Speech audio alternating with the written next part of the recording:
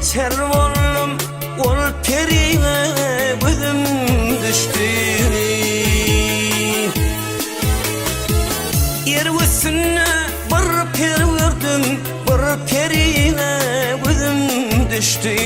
Ol Şemşada gözüm düştü.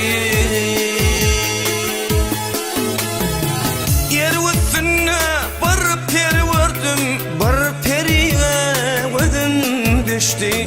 Ol Şemşada gözüm düştü.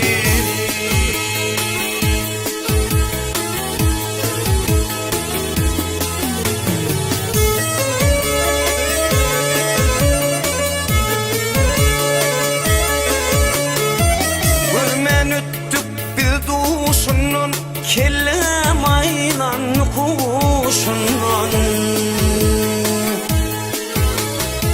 Baban aylan sandaşından, bir periye gözüm düştü. Ol periye gözüm düştü.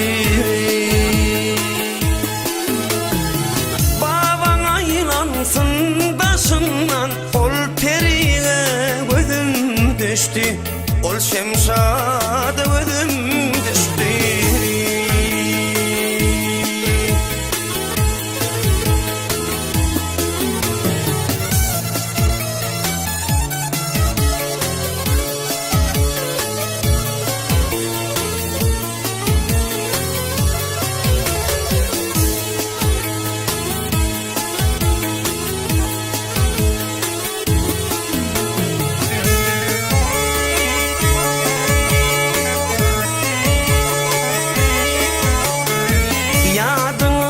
Getir Allah'ını, ağrımla berim tılları.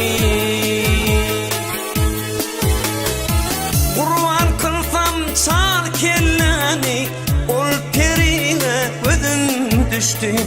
Ol periye gözüm düştü. Kurban kılsam çal kelleni, ol periye gözüm düştü. Ol Şemşada